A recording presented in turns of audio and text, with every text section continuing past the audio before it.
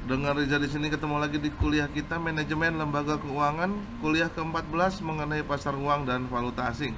Sebelum kita mulai videonya, ada baiknya untuk diklik tombol subscribe-nya dan diklik loncengnya agar mendapatkan notifikasi dari kuliah-kuliah kita selanjutnya. Pasar uang adalah suatu kelompok pasar di mana instrumen kredit jangka pendek yang umumnya berkualitas tinggi diperjualbelikan. Pasar uang sebagai sarana alternatif bagi lembaga-lembaga keuangan, perusahaan-perusahaan non-keuangan untuk memenuhi kebutuhan jangka pendek maupun untuk menempatkan dana atas kelebihan likuiditasnya. Kebutuhan akan adanya pasar uang dilatar belakangi dengan adanya kebutuhan pengusaha untuk mendapatkan sejumlah dana dalam jangka pendek, ya atau sifatnya harus segera dipenuhi. Dengan demikian, pasar uang memiliki fungsi sebagai berikut. Yang pertama, mempermudah masyarakat memperoleh dana-dana jangka pendek untuk membiayai modal kerja atau keperluan jangka pendek lainnya. Yang kedua, memberikan kesempatan masyarakat berpartisipasi dalam pembangunan dengan membeli sertifikat Bank Indonesia dan surat berharga di pasar uang, dan menunjang program pemerataan pendapatan bagi masyarakat. Instrumen atau surat-surat berharga yang diperjualbelikan dalam pasar uang jenisnya cukup bervariasi, termasuk surat-surat berharga yang diterbitkan oleh badan-badan usaha swasta dan negara serta lembaga-lembaga pemerintah. Yang pertama, sertifikat Bank Indonesia. Instrumen utang yang diterbitkan oleh pemerintah atau bank sentral atas unjuk dengan jumlah tertentu yang akan dibayarkan kepada pemegang pada tanggal yang telah ditetapkan. Instrumen ini berjangka waktu jatuh tempo 1 tahun atau kurang. Yang kedua, surat berharga pasar uang atau SBPU. Surat-surat berharga berjangka pendek yang dapat diperjualbelikan secara diskonto dengan Bank Indonesia atau lembaga diskonto yang ditunjuk oleh Bank Indonesia. Selanjutnya adalah sertifikat deposito, yaitu instrumen keuangan yang diterbitkan oleh suatu bank atas unjuk dan dinyatakan dalam suatu jumlah, jangka waktu, dan tingkat bunga tertentu. Sertifikat deposito adalah deposito berjangka yang bukti simpanannya dapat diperdagangkan. Ciri pokok yang membedakan dengan deposito berjangka terletak pada sifat yang dapat dipindah tangankan atau diperjualbelikan sebelum jangka waktu jatuh tempo melalui lembaga-lembaga keuangan lainnya.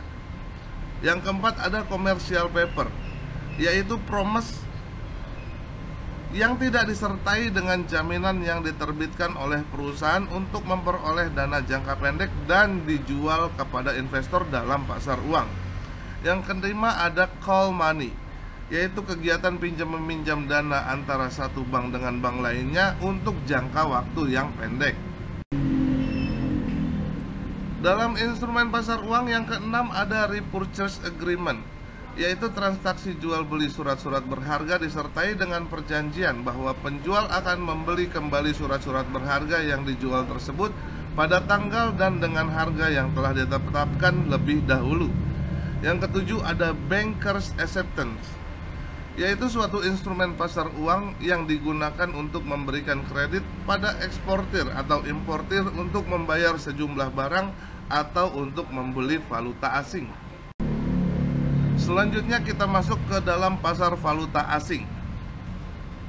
Adalah pasar yang memperdagangkan valuta asing atau uang asing dan sebagai lembaga pasar di mana orang dapat memperoleh fasilitas untuk melakukan pembayaran atau menerima pembayaran dari penduduk negara lain. Secara umum, permintaan atau penawaran valuta asing dilakukan di bursa valuta asing yang diselenggarakan oleh bank atau lembaga keuangan lainnya. Pelaku pasar valuta asing. Pelaku ekonomi yang utama dalam pasar falas dapat digolongkan menjadi 1. Individu, 2. Institusi, 3. Perbankan, 4. Bank sentral, 5. Spekulan dan arbitraser, dan ke-6 pialang pasar falas. Kurs jual dan kurs beli.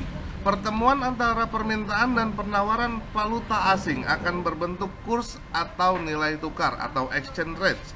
Kurs valuta asing terdiri atas dua macam. Yang pertama, kurs jual. Adalah kurs yang berlaku apabila bank atau lembaga keuangan lainnya menjual atau mengeluarkan uang asing. Yang kedua, ada kurs beli. adalah kurs yang berlaku apabila bank atau lembaga keuangan lainnya membeli atau menerima uang asing. Fungsi pasar valuta asing yaitu mempermudah pertukaran valuta asing atau falas serta pemindahan dana dari suatu negara ke negara lain sehingga memungkinkan terjadinya clearing internasional. Sebagai penyedia kredit, artinya pasar valuta asing memberikan kemudahan untuk dilaksanakannya perjanjian atau kontrak jual beli dengan kredit. Selanjutnya, membatasi resiko.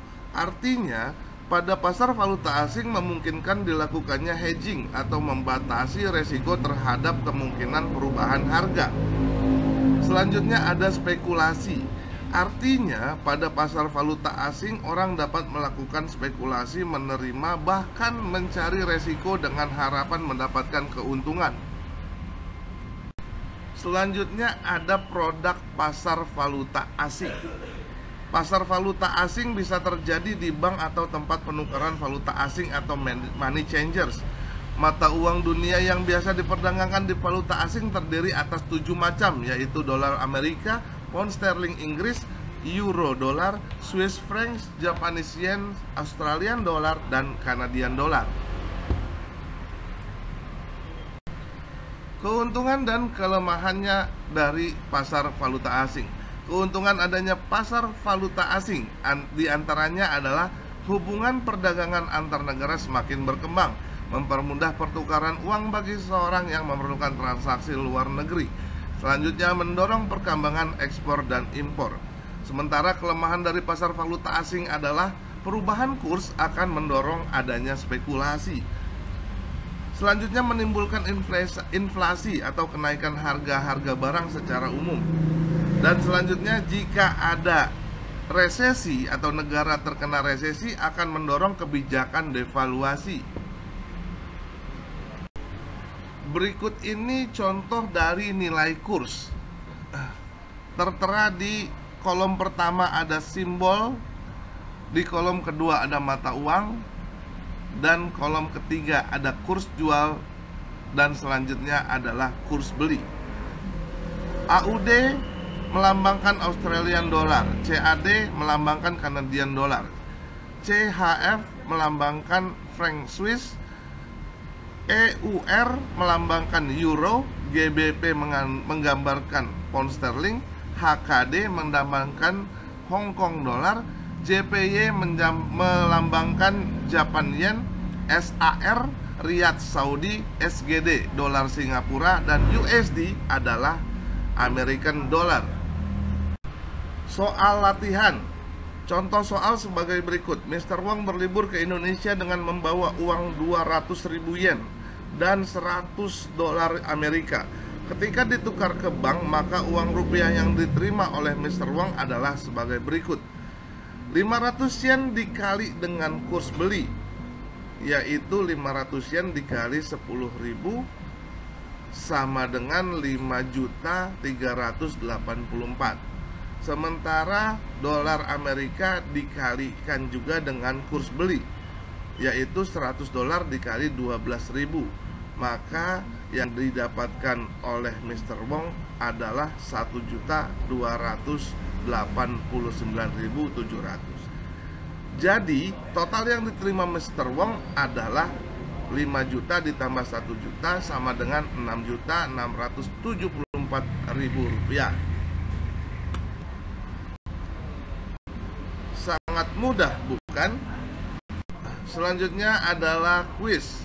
Kuis ini dikerjakan dengan tulisan tangan di kertas lembar, disertakan dengan nama, nomor induk mahasiswa, dan kelas serta mata kuliahnya. Dikumpulkan pada hari ini juga ke ketua kelasnya. Quotes for today. The more you learn, the more you earn. Sekian kuliah kita pada hari ini. Semoga bermanfaat buat kita semua. Keep your spirit to learn more. Please like, share, and comment. Dan jangan lupa untuk diklik tombol subscribe-nya dan diklik loncengnya agar mendapatkan notifikasi dari kuliah-kuliah kita selanjutnya. Terima kasih.